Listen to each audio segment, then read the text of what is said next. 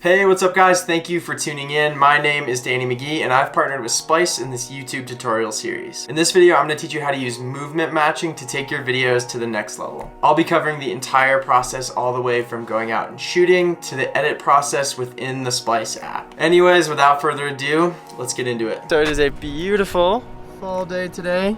Nicole is here and she is gonna be helping me out with this tutorial. Basically today we are gonna be filming a quick little adventure video and just like making the whole story cohesive with movement matching. Movement matching in a nutshell is basically just staying consistent with movements of your clips so it brings the viewer in a cohesive way through the entire story. So for example, having shots first going forward and splicing them together with other shots that are also going forward. For this tutorial, I'm just going to be using my iPhone. iPhones nowadays have crazy powerful cameras, so pretty much anyone can do this. So let's get started.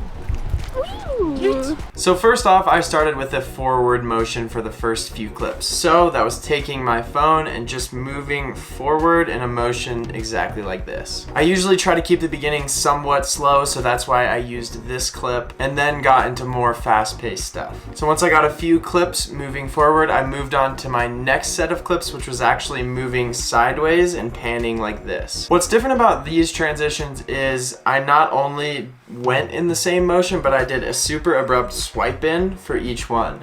So I started with Nicole driving like this, and then at the end of the clip I went like this with my phone, and by doing that, so filming the clip and then swiping out, you can get a really cool abrupt transition that goes straight into the next clip.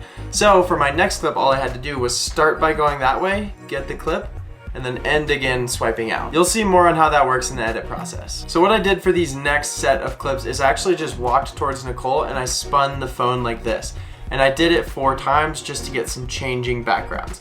You'll see how that all cuts together in the edit process, but it was essentially just holding the phone and going like that. Alright guys, so now we are back at home and I'm going to be going over the editing process within the Splice app. So I'm gonna open up Splice, new project, go to the folder that I made for all of these shots that I just took, which is called garden shots, select all of them, go to portrait mode and hit create. And the next order of business is just lining all the shots up. And what's super nice about Splice is if you hold down and kind of start moving clips, you can see you can organize them exactly the way you want. So I'm just gonna do a little bit of that because all of these clips were shot in succession. So I'm gonna get all my clips right in a row and then work on the transition. Okay, so all the clips are organized. Now it's time to cut them together. So starting with the first clip, I'm going to select it and easily move it around. I'm gonna make the timeline a little smaller by just using my 2 fingers like that. Take this clip, start it where it should be started, which is right here, which is already going, and then end it right about here. So then when the next clip starts, it's also going in. Her grabbing the door handle and then opening it. I'm gonna start the clip once the phone's already in motion. I'm gonna zoom in a little bit because this is a shorter clip.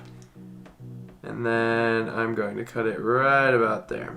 Next clip as well, it is moving in too, so once the camera starts moving, boom, that's where I'm gonna cut it. Then I'm gonna cut it right about there, boom, moving in. Let's check how that flows. So forward, forward, cool. So that looks pretty good. Now it's getting into the more seamless transitions. So where the motion was just going forward, these next transitions are really gonna blend together, and I'll show you guys a quick little tip that'll make them blend perfectly every time. We are now switching to a sideways pan motion. So I took the camera and I just went around her like that, and then it swoops away into a super blurry, kind of just like motion blur transition. So I'm gonna cut this one.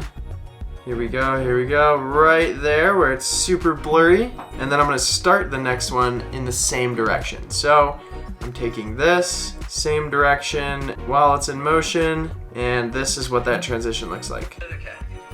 Boom. So that is not absolutely perfect, but what you can do, and something that's super easy to do on the Splice app, is just click here, do a crossfade transition, and just make it 0.2 or even 0.1 seconds to kind of blend them together. So I'm gonna say that is good, and then I'm gonna check it now. So even with that quick little fade right there, you can see it.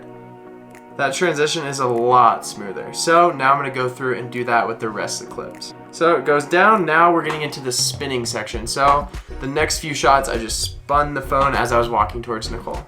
So right about there, she's sideways. So as you can expect, the next one, you have to just wait until she's sideways.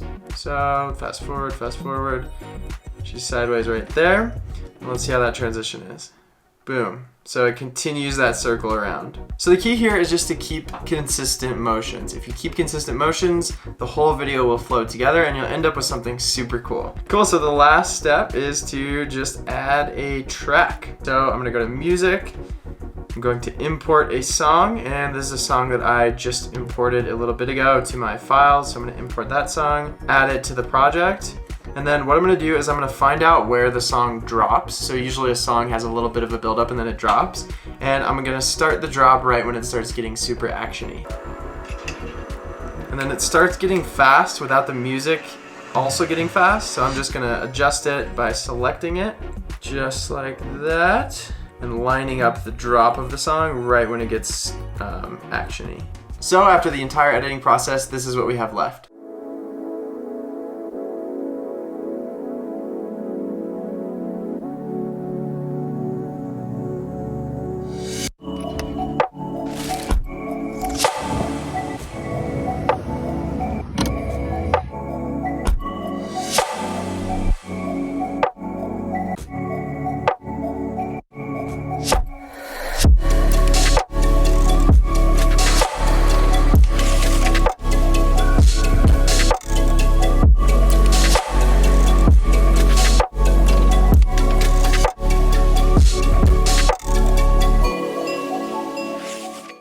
Alright guys, so that is it for this Splice tutorial. In the next episode, I'm going to be teaching how to use natural lighting with no equipment whatsoever. Let us know what tutorials you'd like to see in the future, and I will see you on the next episode.